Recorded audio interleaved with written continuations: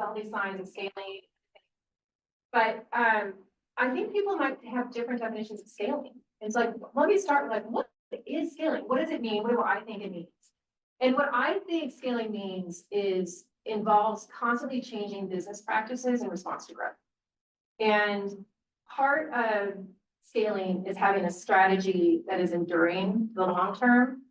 Part of scaling is figuring out a way of operating that can accommodate the complexity of the new businesses, accommodate the complexity of having more people, and be able to achieve the mission and vision of the company when you're not in the room, right? And sometimes you're multiple layers down from the people who are actually doing the work. And so a lot of what scaling means to me is navigating this period of rapid change in a company. And for those people who are parents, like you do this with your kids, right? Like you are a very different leader a very different parent when the kid is a newborn versus one versus a teenager. That is a more predictable piece of scaling. Companies can go through those motions at many different times, at many different rates. And that I think can be very confusing for a leader and for your teams to navigate. So I think that one of the hardest parts about being in a scaling business is really knowing when you need to change. And part of when you need to change is when your business isn't doing well, or the company isn't, people are frustrated. It's not doing the thing. Okay, so I'll just keep talking while we do that. So, who am I? Philip gave an introduction. What you don't know is, if we go to the deep conversation. I worked at a goat yard, in the children's zoo outside of the Chicago area. When people say it's a goat rodeo, I have firsthand experience of what that actually might look like. I am an executive, but I also am a mom. I have 2 kids, 9 and 13. I also have a ton of animals. I have some bird dogs. I have some horses. I'm trying to be a cowgirl, learning to cut cows. So I also have some horses that can do that and some cattle who participate in that. I'm trying to keep up with my son who's mountain biking. This is the first year he's become faster than the rest of the family, which is also very humbling. We have some backyard chickens, and I love the outside. So from the moment I grew up in the Chicago area, and so that the outdoors there looks very different than the outdoors here. I lived 7 miles from the city, and I could see the Sears Tower from a distance on a very clear day. Here I get the backdrop of the Bridgers. But when I think about some of the most happiest moments, it was when I was in the outdoors, and I would go. We have these things called forest preserves. So they're just like a park in the middle of the city, in the suburbs, and you can bike through it, you can picnic on it. But I would find myself biking there and spending time in the forest preserves. My father was an avid angler. We spent a lot of time fishing on lakes, Lake Michigan, or a bunch of different lakes in Wisconsin, Minnesota. And that's where we spent a lot of our family time. And again, that is that part of the origin story is really why Onyx is such a special company for me and a special opportunity for me to be a part of. So that's a little bit about me that you might not know. I think Philip did a great introduction on X, so I won't spend a ton of time going through here. But when I first joined, we were just a hunt company. We've expanded to awaken the adventure inside everyone in off-roading and backcountry, which is all of our human-powered activities, and most recently in Onyx Fish. And that is our mission is to get everyone into outside, have amazing experiences, and keep them safe. So for those who are customers, thank you. If you have suggestions, please let me know. We're always trying to get better.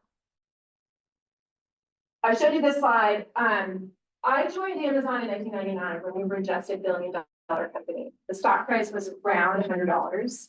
And in the first 3 years of being at the company, the stock price went from $100 to $7.93, the lowest point ever. Was part of the .com bust. And I tell you this because a lot of what you hear about Amazon is Amazon operating as a $100 billion company, not as a small company at scale. It sounds like it's so organized, and it is, because it took 2 decades to incorporate all those learnings to get to be the company that it is today. And so, when I reflect back on, what have I learned across Amazon? On the bottom here are all the jobs that I had, which range from, many of them are jobs that I was not qualified for. I was not qualified to be a financial analyst, even though they hired me for it. I was not qualified to be a technical program product manager. I do not know how to code. But yet, with it being one of the benefits of being a growing and scaling company that is doing new things is that the organization puts you in places that you are not qualified for because of your past successes. And so I've had to learn a lot about a lot of different things over my time at Amazon. And I have a view of the company from the early days, like on the ground, being the person that did the work, all the way to being a VP, having over 700 people in China and Denver and Seattle, running multiple 15 different businesses. So what I wanted to bring to you today is something practical from what I've learned over this time frame.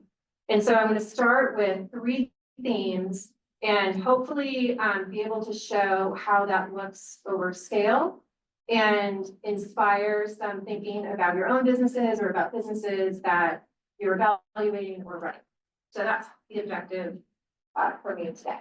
So the themes: relentless customer obsession, long-term thinking, and operational excellence. And I've included some of my favorite quotes here. I won't read them to bore you, but I think if there's anything that characterizes Amazon, it is the way that they do customer obsession. And I bet if you went to every single company in the universe, there would be something about the customer in their value statement, in their mission statement, in something. But many companies do not really live and breathe that within their organizations. And that's why we as customers can be frustrated with market companies because they're not truly living out their customer obsession. Amazon started really early. The mission was to be the Earth's most customer-centric company. And the customer obsession guided decision making. So early days, I'm going to tell you about 2 decisions that Amazon made, and maybe they seem obvious at the time, but at the time they were not obvious. And I think those are the hallmarks of really good decisions, is they always seem obvious in the hindsight. But early days, there was a big marketing department at Amazon, and what the company had noticed is that the thing that got people to buy was free shipping, not marketing. And as a capital constrained company, the decision that they made was to get rid of the entire marketing department and pour all of that money into free shipping, because that was the way to grow the company the fastest. And that is what customers wanted, right? So if you said, do customers care about a pretty brand campaign? No. But do they care that they can get their products for free? Yes. That is an example of living out customer obsession, is putting your dollars and putting your focus on what is really mattering for the customer. Another one is early days, there was this company called eBay. They had all these auctions. That was going to be like the next biggest thing, was to have these auctions up. Amazon had acquired an auction business. So they had their retail site where you could buy your books, music, and video. That was all that they offered at the time. And then there was this kind of a separate site that was kind of like patched onto Amazon that did all of the auctions. And those businesses were run independently for a long time, and it was causing a lot of confusion for the customer. It was like, where do I go if I want to buy a book? I can look on this site, or I have to look on this site. If you have a review about a book, like, where do you leave it?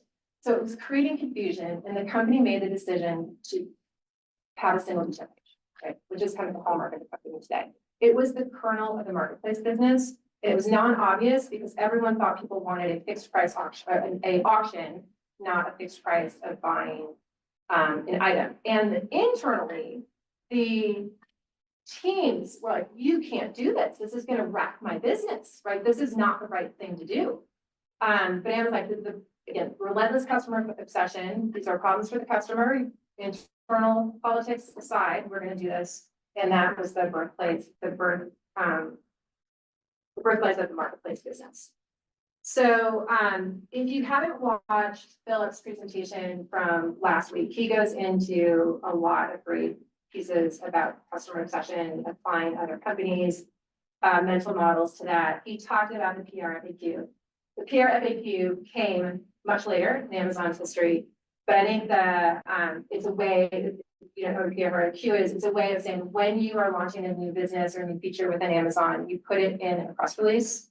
And the reason you put it in a press release is because it forces you to think about the customer and not the technical specs, because you never read about technical specs in a press release. It's all about, this is how it's so amazing for the customer. And the reason they did that is because for a long time, there was a lot of features and functionality that we launched that did not actually meet the customer's needs, but sounded really cool.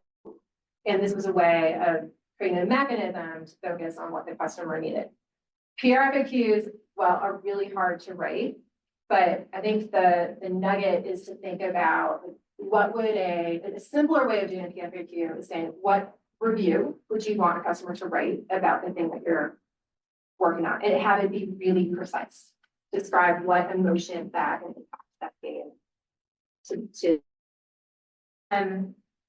a small Onyx example about customer obsession and how you build a culture of customer obsession was I was observing in the company early on that we were really happy about our success, right? We had started this chip business and it started in Montana. And we started adding, you know, people were calling, can you do this chip in Colorado? Can you do this chip in Wyoming? And I think it surprised everyone. And the company was really catching up to service the customers. And then they had just done this big transition from the chip to the app. And the sales were taking off and there were high fives, and that is awesome. But what we lost in that time frame was an empathy for the customer and the problems that they still had. So in the first all hands meeting, I went to my customer service lead and said, I'd like you to present something we learned from the customer, from the contacts that was a happy thing. And I want you to present something that didn't work so well for the customer, so an unhappy story. And the guy got up and he gave a presentation and he led with a positive one first. And there were cheers and everyone was happy. And then he led the negative one and you could hear him drop. The company was not used to hearing things that were going wrong. And if you don't, I think Amazon kind of can over rotate on this, but if you're not confronting the cold hard facts that you have problems and building the empathy for your customer, you can't innovate, you can't make step change improvements. And that is what customer obsession is really saying we want to constantly get better. And there are no barriers, right? There are no barriers. You can't have a reusable rocket that goes to the moon. Yeah, you can. You just have to figure it out. And that is kind of customer obsession taken to the extreme. The other way that Onyx lives this out is thinking about our customer service agents and customer experience folks. We have them, they are based in Montana. They are experts in hunting and off-roading and backcountry skiing. And they help our customers through many things, including installing an app on the phone, including helping them figure out how to use the tools, including hearing stories about their hunt. And many companies will look at customer service as a bunch of metrics. It's a cost center, and we want to minimize the amount of contacts. And we want to do that too. If we're not open in customer service, I want you to have self-service so you can answer your own questions. But if you need to talk to a human, I want to provide you that best experience, because that is important to us to have the customer obsession and to be authentic in the space. And we think it's a value proposition for our customers rather than a cost center. So my question for those who are running businesses, how many here are running your own businesses? Okay, excellent, excellent.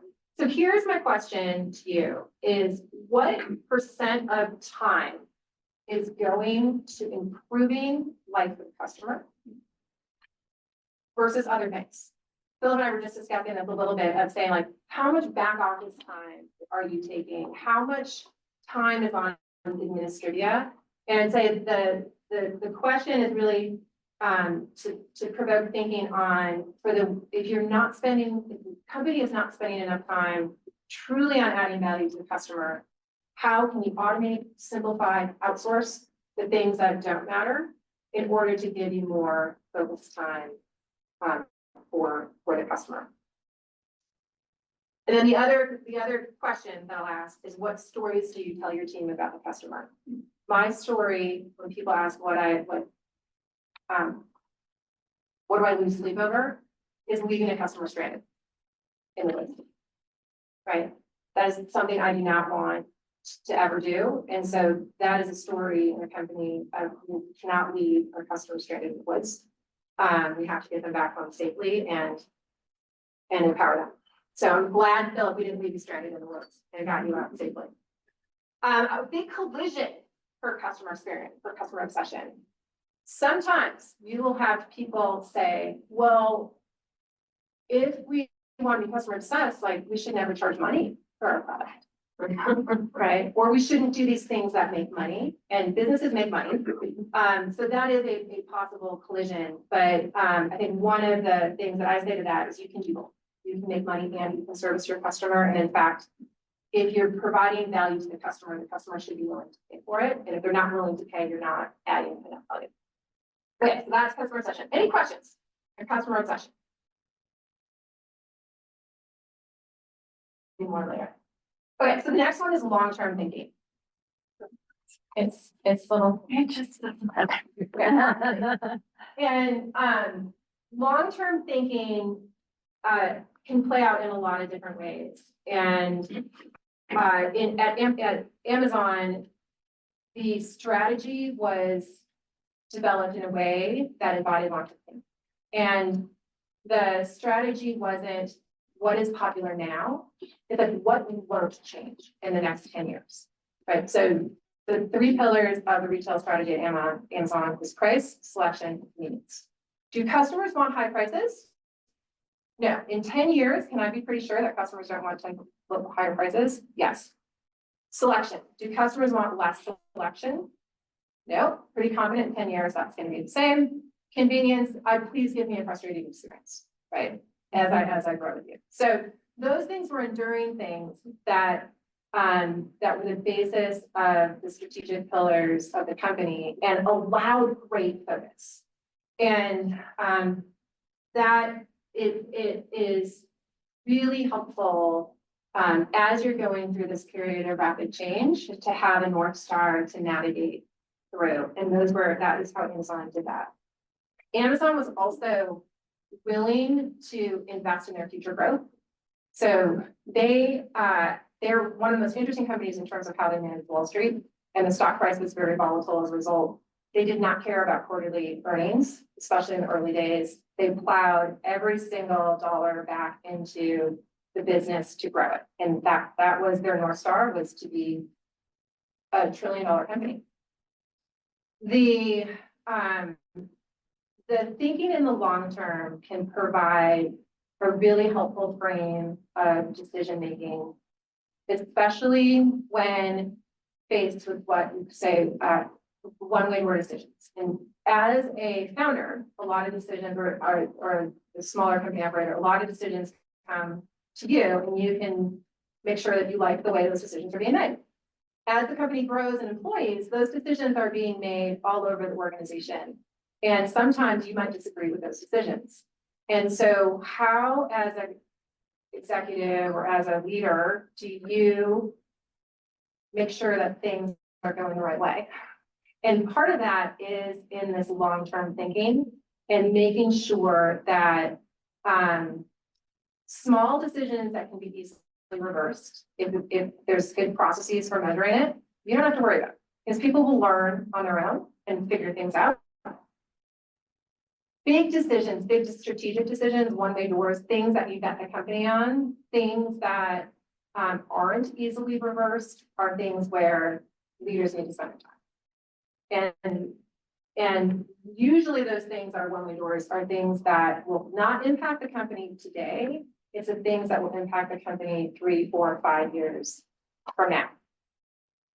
The other things that led to long-term thinking was because there was price, selection, and convenience as pillars. If you want to have Earth's largest selection, You need technology to support that. You can't support that with humans. And early on, Jeff, people would say, oh, Amazon's a retail company. He'd say, no, we're a tech company. No, we're a retail company, we sell books. Now we're a tech company.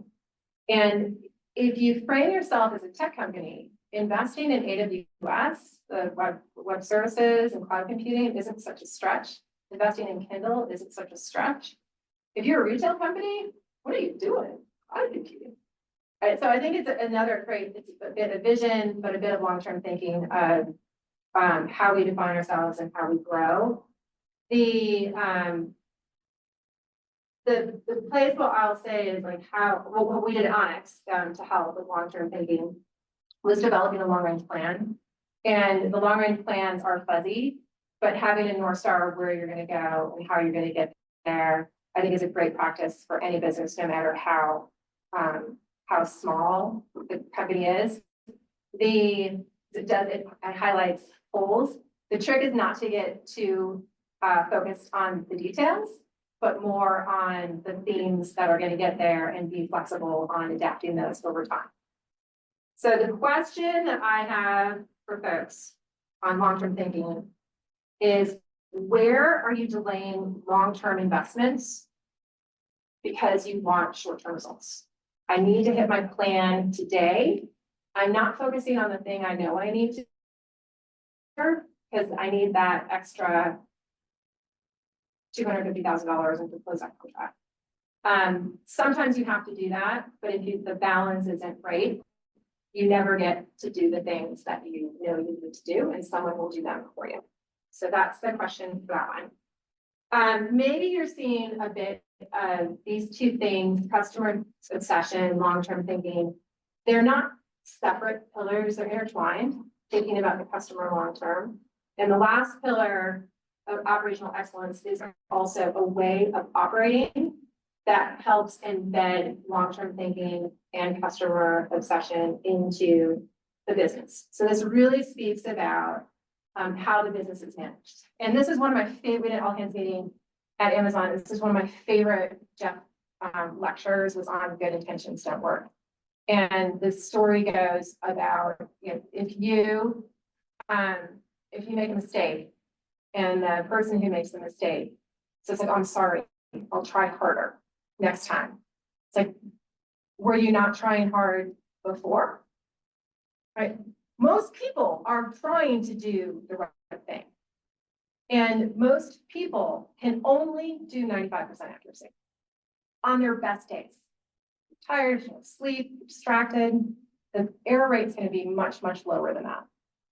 And so if you run a business hoping that people are just going to show up and do their best every day, you're going to have an error rate that is high. And if you're trying to grow fast and focus on the customer, you don't want to be spending time on errors. You want to be spending time on what brings customer values. So this is what they talk about mechanisms do. So many people might say, that's great, what the heck is the mechanism? And so I'm going to give you an example of a mechanism. There's a mechanism Toyota used called the Anicord. Anyone know Anicord story? The Anicord is a rope that anyone on a Toyota production line can pull when they discover a defect. And the concept is that you don't want to send defects down the line. It is worth the slowdown in production to stop it for quality control. Amazon had a mechanism that they used that concept, the Anicord, for any product that had the same issue twice. So if I ordered a mirror and 2 customers had the mirror break, the buy box of the product would be pulled, so no customers could order more of that product. And all of the bins were checked to make sure that those mirrors were not broken. The carrier was inspected. And once we could be sure the defect wasn't going to move down the line, the buy box was reinstated. Now, if you think about what you have to do to make that work, there's a ton of systems and tons of automation that needs to be built. But that's the example of a mechanism where there's a metric that triggers it. There's a system that makes sure that it occurs. And there's regular inspection of that system, right? And in in this Anacort example, in these two things applied to every product. If you only sold two units, it showed up if you sold 100,000 units of the product and two were an issue. It pulled the buy box on that. We inspected all the ones that had the highest number of people looking at it. We would go through each one of them and say, have we really fixed the root cause of this? Are we really sure that we're not just glossing over it? And it was a teaching mechanism for the rest of the organization to take these things seriously. But that's an example of what a mechanism is. And over time, Amazon's mantra is like, make as many mistakes as you want, never make a mistake. And if you made a mistake, your responsibility was to go back and figure out how to put a mechanism in so that the mistake wouldn't happen. And again, that allowed the company to spend time. Most things ran through the system perfect, and we could just spend time fixing the exceptions. And when you fix the exception, the whole system improved, and you worked on another set of exceptions. So that's what I mean about operational excellence, not relying on good intentions, putting the focus and the effort on things that aren't human dependent, but are system dependent and can have very low error rate. A small example which we did at Amazon, which I also brought to Onyx, was a weekly business review. We have metrics that we deem important. We inspect them every week. We look for opportunities to continuously improve and measure what matters. And if you're not monitoring it, it's not improving. I believe all of that. But hopefully this gives a little bit of a context into how you can actually do that in practice. And that are my 3 lessons: customer focus, long-term thinking, operational excellence.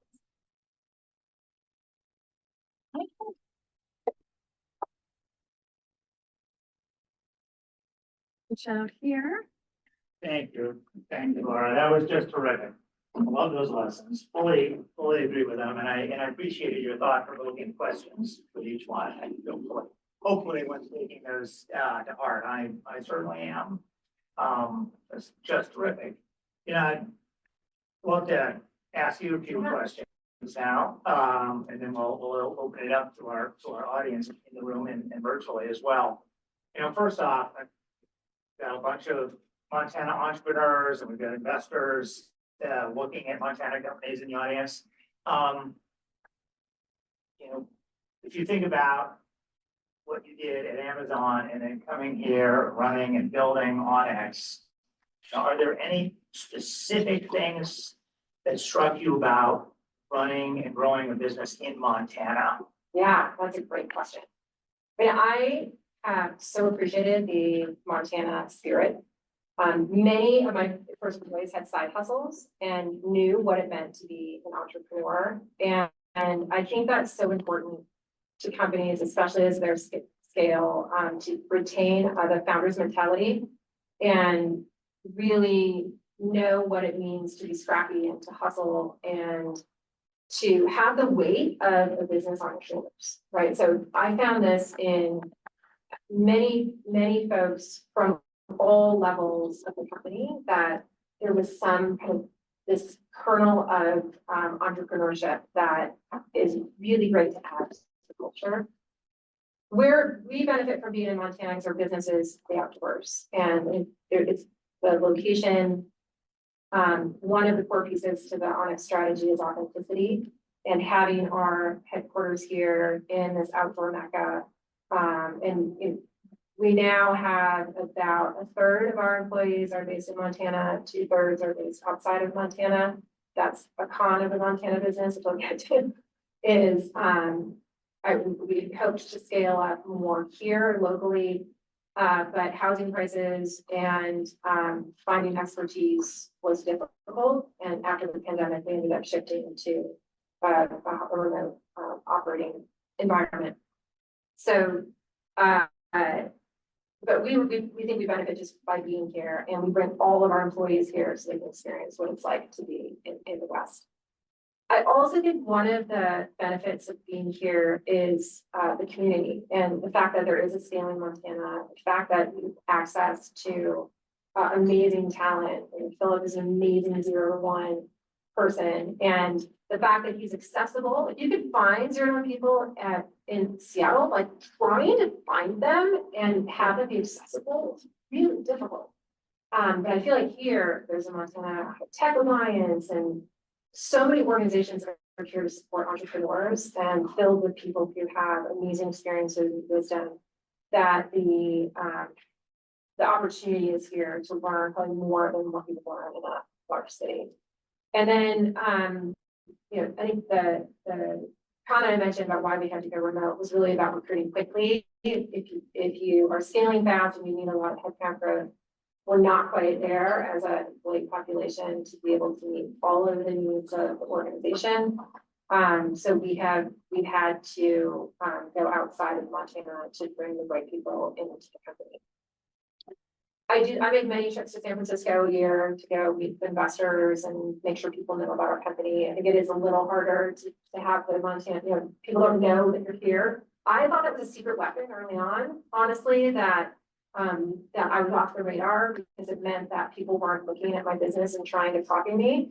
And until I got to a size where it mattered, and then I started going to San Francisco, it's like, hey, did you know what we're doing? And it's so exciting. So I think you can view it both ways.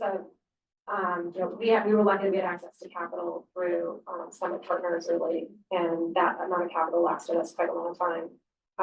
We didn't have to raise, but I think it's a con, but I also think it can be a pro. Which was a little bit off the radar. Yeah, that all makes sense. And just to dig in on, one thing you said, that you started strictly Montana, but you had to expand, and now 2/3 of your employees are outside the state because of expertise, meaning presumably you mean just a lack of sufficient talent here to meet all of the needs you have.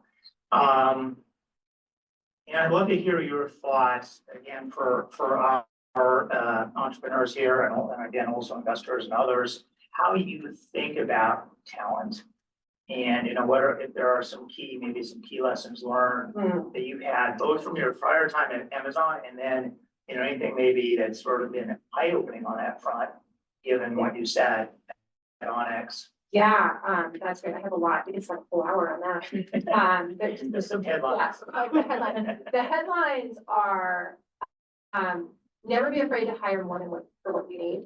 Right. I think a lot of times people will say, like, I need someone today to do XYZ. I always look like, again, long-term thinking. I want to hire the person who can do the job in 5 years, not the job today. One, because that person usually knows what it looks like to go through a scaling operation, and 2, then you don't need to replace them for 5 years. I think it's really important to hire for culture and skills, but culture first. So knowing what's really important to your company, what types of behaviors you either need to bring or you need to reinforce. Amazon had a rigorous hiring model on their values. And so you had to make sure that you were bringing someone in that would raise the bar on the values. So if someone needed a bias for action, you wanted to bring someone in who was better than 50% of your people today, and continuously to improve that talent pool. And then the watch outs on talent and hiring is some people to get by use contractors, and this is no diss to contractors, but what happens sometimes is that people say, oh, they're doing the job, so I'm just going to bring them in today, and they haven't actually evaluated them for future potential. They haven't really evaluated them for culture, and then when they get people in the organization, it's a different relationship, and that may not go so well. So it's like just to watch out that even if you know someone, or you think you know someone, or a friend knows someone, that you still need to be diligent in evaluating folks. And then the other one is when you're scaling quickly and when leaders are starting to hire, people just want bodies in the seats. They don't want to, they don't like, I just need someone to do the job today, I'm counting. And again, a lot of hiring mistakes can be made during that time frame. In fact, 1999 was that time frame for Amazon. They made the most hiring mistakes It was a year that I joined, so sometime. Are there any, lessons learned, maybe it's not any of these three, but other things you thought you really was a firm, like this is a great lesson from your time in Amazon, that once you were doing Onyx, it kind of the different context of that business maybe altered your view on that or expanded it in some way? Yeah, well, writing PRFQs is a great one. So I was like, okay, we're gonna write some PRFQs. This is what we're gonna do for product development. And I was so far out from the people in the company that I had to dial that back in. Same thing with metrics. I love when I did some metrics. But I didn't fully realize that we didn't have good controllership over our metrics. So I had metrics proliferation because that's what I was driving. And we had apples and oranges metrics all over the place, which is completely unhelpful and actually worse. It'd be better to just make decisions without that just taking time away from the customer at that point. So there was a big adjustment on, as when I came to Onyx, I knew things were going to be different than they were at Amazon. And I did not want to replicate this picture within Onyx. I wanted to retain what was special and growing about the company.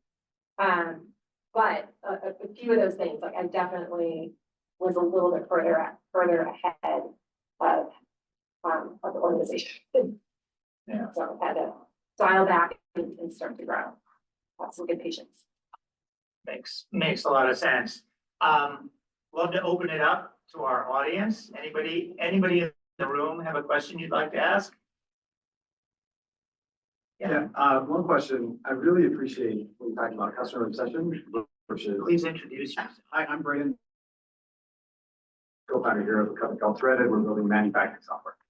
And I like how you're talking about customer obsession and long-term vision. And then there's a challenge though, when like the customer is always right. It's like the old saying Yeah. that isn't necessarily right all the time. So Right. I'd like to understand how you balance that. Like you have a long-term vision and the customer is telling you something. And it's like, wait, how do I be obsessed and kind of do Yeah. right by the customer when, they may be asking me in a direction that I don't want to go? And maybe that's right, but Yeah. how do I navigate that? How do you navigate that? That is really great. Because sometimes sometimes you actually don't get what the customer wants from the customer.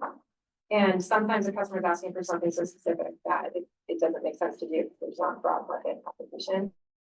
I navigate that by trying to extract what the customer is asking for higher up in the context. So it's like what they want this thing, but like what does this thing mean? Like, does this thing mean they want more convenience, and can we offer them convenience in a different way?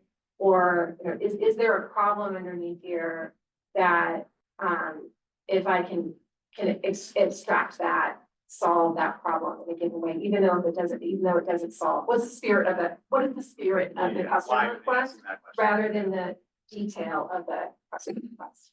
I also think those like the selection, price, convenience. If a customer was asking for something that that was outside of those pillars, that would be an easy way to say like, no, this is not what we're focusing on right now. But I think it's a great question because when early on you get a ton of feedback at various levels on the context ladder and really trying to figure out how you can make that into themes that fit the vision and strategy or ways to navigate those different pieces. I also think there's a piece of thinking of what some of the inventions customers didn't know they needed. And that's also really powerful. When I first joined Onyx, no one said our app was slow. It was slow. It was really slow. And we fixed it and customers were like, oh, this works so great, right? So it also, I think there's also being customer obsessed means not just listening to your customers, but doing the things that you know are right to do to provide a great experience.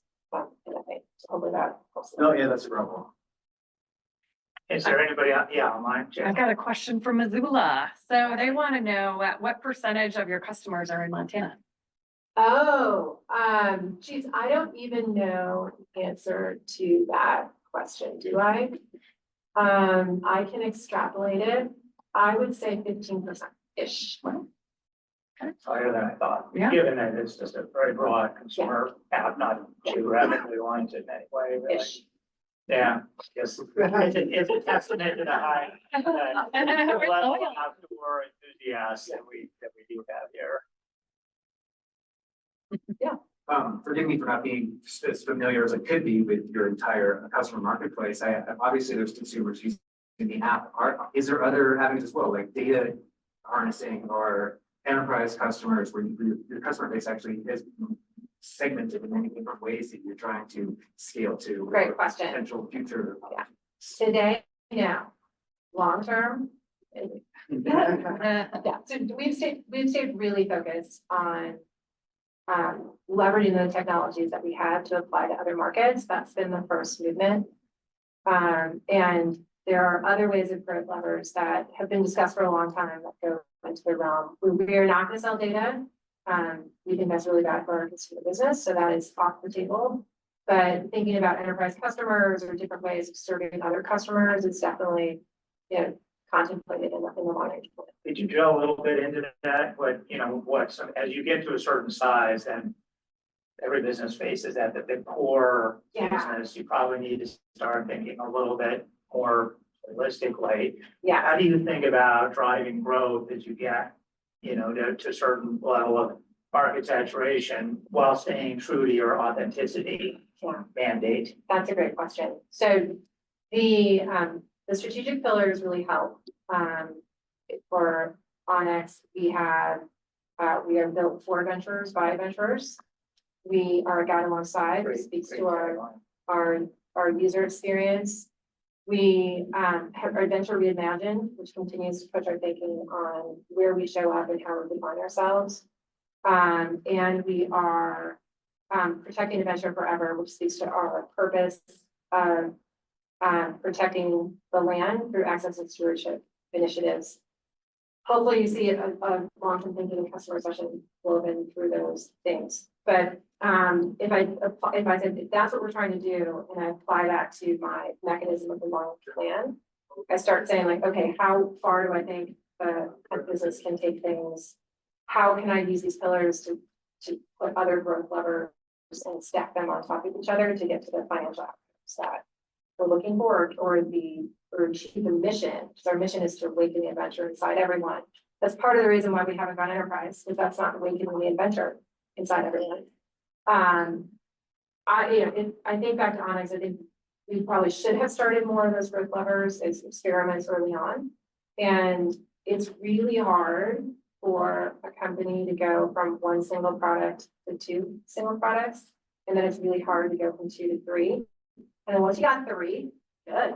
Right? But it does really tear the organization apart. And so when the timing is right is probably when you don't think it's right, when it feels like it's wrong. One question to ask, like, is it a land rush? Like, will this opportunity be available for you next year? If it's not, you probably need to get after it, even if it's not. Another one is if you start to see if you have enough traction in your current business that you can see that it's going to start to level off, you probably need 2 to 3 years to build another growth driver that's sustainably going to, again, achieve that revenue. So I think it's a really hard question, but I would say there's land rush opportunities, there's business rush opportunities, and know that the first business that you do is really, really hard. And so you want to do it in a small, contained way and earlier than later. Those are some great principles. Do you have any more questions online? We do, yeah. We have 2 questions coming in from online. The first one comes from Kalispell. Lanessa Hunter would like to know, what has surprised you most on your journey with Onyx? Oh, gosh. What has honestly surprised me the most is how much customers love our product. My husband was a user, I was not a user of our product. We get the most amazing testimonials. We've saved people's lives. We have found engagement places for folks and created a memory that's lasted forever. We have allowed people to start new businesses by guiding trails off-road. And so these stories just keep pouring in. And with those stories gives us such a sense of responsibility to make sure that we continue to have people have those amazing experiences. Very cool. Anything else? Yeah. So you guys obviously started as Onyx Hunt, but now you have a few other disciplines. Were any of those acquisitions or were they all internally developed? That's a great question. Our off-road business was internally developed. Our backcountry business was built off of an acquisition. We acquired the adventure projects and the outdoor projects, which gave us a bunch of content that we were able to put into our app to start those businesses. And then our fish business, we just recently acquired Trout Routes as a way of fast tracking our entry into that segment. And so it's like, why? Like, why would you build internally and why would you acquire? I did have a very anti-acquisition mindset when I first came to Onyx, mainly because of my time at Amazon. Like we bought some weird stuff. We bought this fabric company that I had to run out of Atlanta, Georgia, where they literally would cut bolts of fabric off and send them to people. We didn't really know why we had it. We had it, so that was fun. And so I saw a lot of acquisitions go poorly, even with a good strategy. I have a different perspective on this now, and it actually was just confirmed by an HBR article where early Onyx, I didn't have a good enough sense of our strategy, where we were going, where the opportunities. So an example for the fish acquisition is we built a lake fishing app for Minnesota. That's our first entry into the market. And we had done a great market canvas and we knew we were going to get into fly fishing at some point. We had already done a customer research, so we have a good sense of what product market fit would look like in that area. And Trout Routes happened to be a company that allowed us to fulfill more of our vision quicker and have the product market fit that we needed. And so that was an easy acquisition. We made another acquisition of a company called TopRed, which was a partner of ours. They provide draw odds to help you figure out where you apply for your tag or skip your tag for hunting. And that became a natural extension of the service in that business. Kind of dialing that up to like, what does that all mean? I think acquisitions can be a really great way of providing technology that you might need to build that your existing customers can use. Can be a great way of accelerating into a market entry where you don't need tight integration with the rest of the company, depending on scale. And where you may have partnered with someone and you already know it's going to be a successful business for you, and you can start, you know what you need to do to grow it afterwards. But if you don't have a strategy and you're like, that looks great, I'm like, don't go there. Yeah. Perfect. Great set of principles. Can I have one more? The last question comes from Jeff. He wants to know, with culture being so critical to your hiring, how would you describe Onyx's culture? We, part of our culture is defined by our values, and we just did a big value refresh. So, aside from a culture of having, I think one of the things that differentiates Onyx is the fact that most people are living out their passion, right? It's a very unique opportunity to work on something that you also love to do outside of work. So that's kind of an overarching feeling of the culture. We have a value of expeditioning together. So we're team oriented, help each other out, willing to shovel snow. We solve what matters. So like focusing on what are those core customer problems and making sure that we're laser focused on getting those things done. Get after it. We're not sitting around. Gotta move, right? And discover new paths, which is making sure that you don't get. A lot of times you can get stuck on a date and you need to work your way around it. So those are the values that help define culture to that. Everyone being passionate about the course. Very cool. Yeah, follow up to that. Yeah. So given that you're saying how important it is to evaluate new hires against that culture. And one of the things I think is just fascinating right now is if you go onto LinkedIn and you look at any job posting, it's like the job was posted yesterday. There's 170 applicants from around the world. And you as a hiring organization have to figure out how to vet that down to some group to talk to. I'm assuming you're using some automation, some of that. How do you get through the culture, evaluation do that? Yeah, I think it's hard to get through the culture evaluation through just a resume. Some folks will send a cover letter in. Some organizations read them, some organizations don't. We read every single one of them because we think it is a really great clue to the culture question. Most of the resumes are screening out just like the basics. And then the first interview is the one where we assess the culture. It's a great question though. It's hard to do it through a resume. You might know certain companies that operate certain ways, like you can kind of cheat your way into it. See a lot of But it's a harder piece until you get to the in-person process. Well, I think we are out of We- time, we are out of so time. let's go, Laura.